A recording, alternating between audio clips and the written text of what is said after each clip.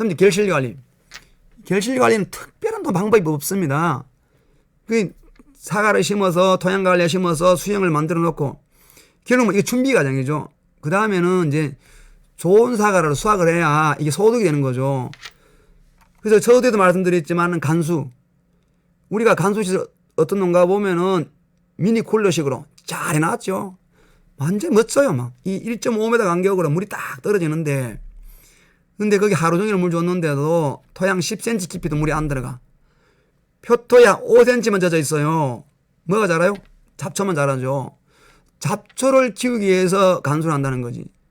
그러지 말고 우리가 적어도 10cm 깊이 이상 간수가 되는지 확인을 해야 됩니다. 그리고 충실한 꽃눈이 뭐요? 가을까지 잎을 유지를 해야 돼요. 봄에 잎이 나와서 5월, 6월, 7월 장마기, 태풍, 고온기 또는 뭐 해충, 병 이런 사람도 평생 살아가면은 뭐 한 90, 100살 가까우면 어떡해요? 뭐 허리도 아프고 당뇨도 오고 이럴 수 있죠. 잎도 마찬가지예요. 그 가을까지 가기가 쉽지 않아요.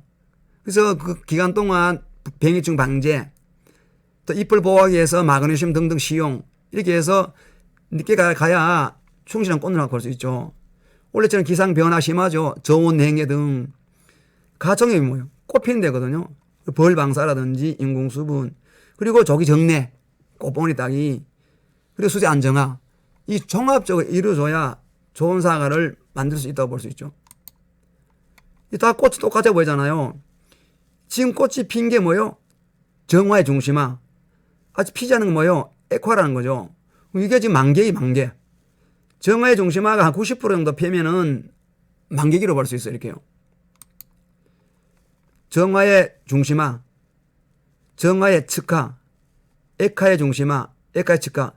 대부분이 계화 순서가 정화의 중심화, 정화의 측화, 그 다음에 액화의 중심화 이렇게 순서대로 피죠. 이렇게.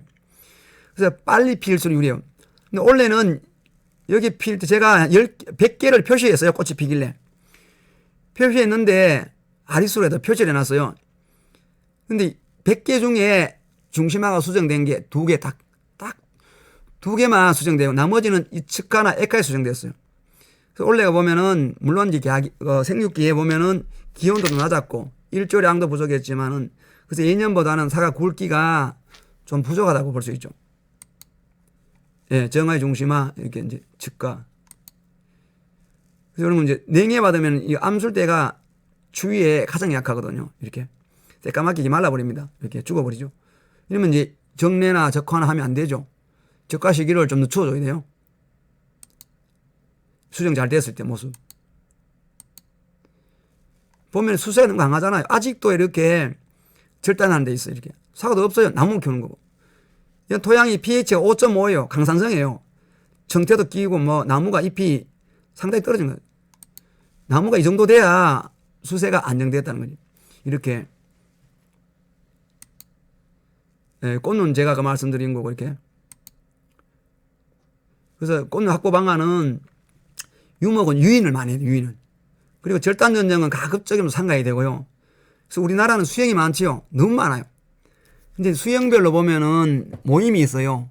뭐 한국가수협회, 뭐 키큰 방충, 뭐 등등 이렇게 많은데 이렇게 보면은 대부분 분이 내가 하는 수영이 가장 좋다는 거예요.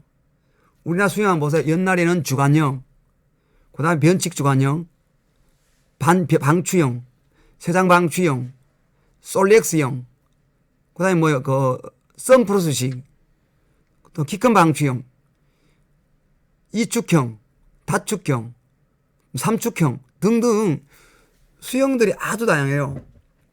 근데 다녀보면은 결국은 농가가 소득이 높고 한 농가들은 어디가 중요하냐? 토양이 받쳐줘야 돼요.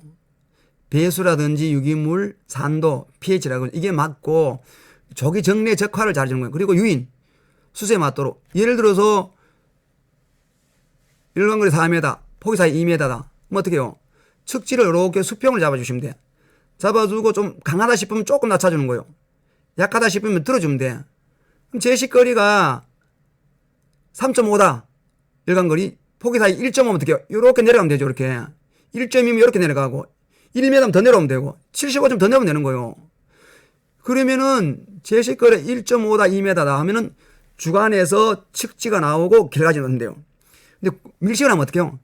이 주간 겸 측지예요. 바로 결과지가 바로 결과지. 이 재배 행식이 이렇게 달라지는 거예요. 이렇게 되는 거고. 그럼 우리가 수세가 강하다. 그러면 이제 질소는 빼야 되죠. 이렇게. 그리고 인상가리도 늘어주시고 이게 한상박피죠. 해주는 거요. 제가 그 정서 임계주 한 농가가 논에다 심었는데 수세가 세다는 거예요.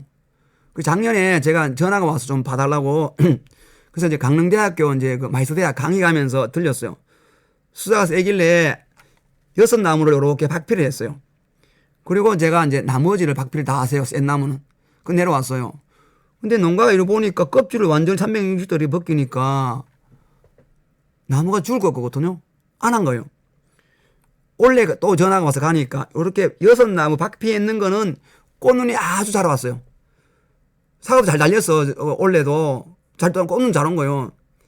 그러니까 어떻게 올해 이제 그 70%다 박피했어. 그래서 가을에 가니까 나무가 안정됐고 색도 잘 났고 모양 좋고 꽃눈 좋은 거예요. 농가가 그냥 보면은 믿음이 안 가는 거예요. 그래서 1년 지나서 이제 그 과정을 보니까 이제 믿음이 가니까 한 거예요. 그래서 이게 박피거든요. 좋은 방법은 아니에요. 나무를 뭐 생다지 껍질을 벗기는 건데 좋은 건 아니지만은 어쩔 수 없이 수세가 셀 때는 이런 방법들도 적용을 해야 된다. 이래 볼 수 있고요. 이 적심이거든요.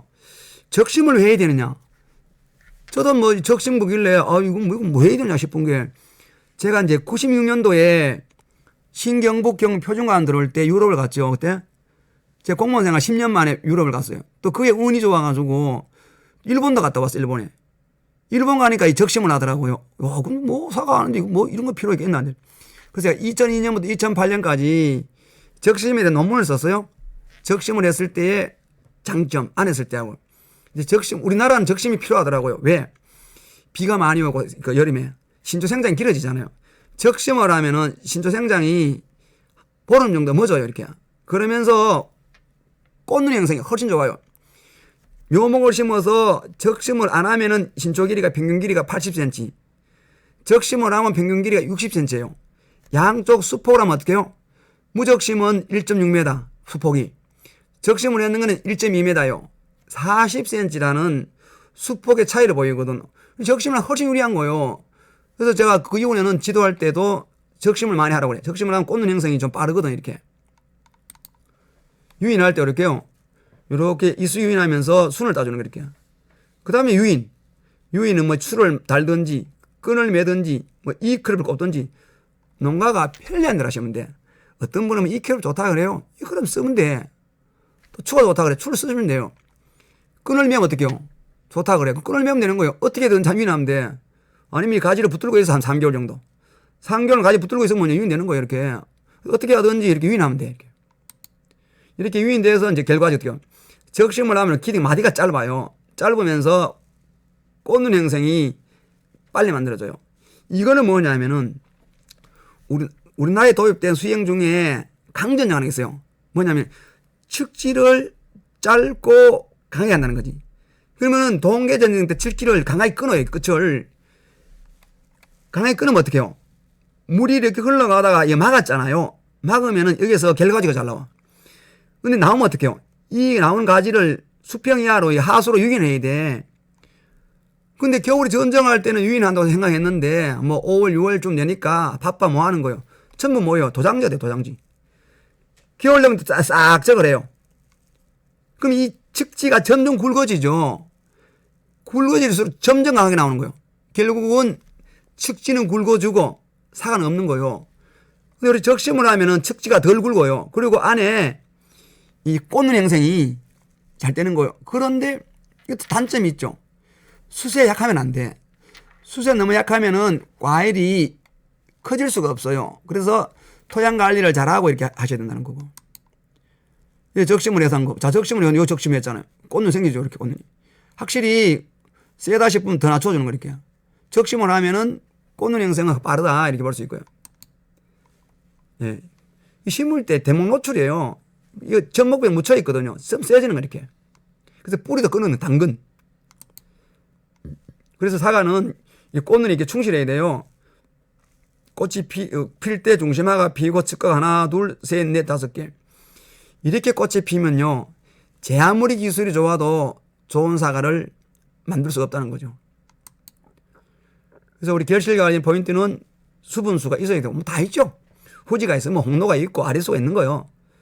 그리고 매개곤충, 꿀벌이나 머리뿔 가해벌이나 서양디형벌이나 서양디형벌이 좋죠.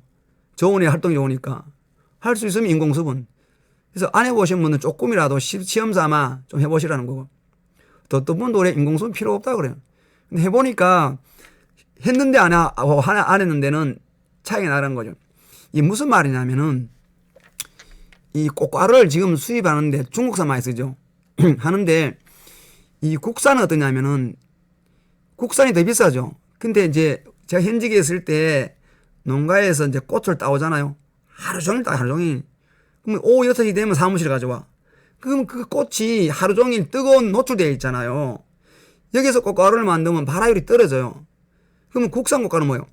오전에 땄으면 아이스팩에다가 꽃을 따야 되고 이 아이스박스에 넣고 담아야 되는 거예요. 오전에 따서 오전에 가져와야 되는 거예요.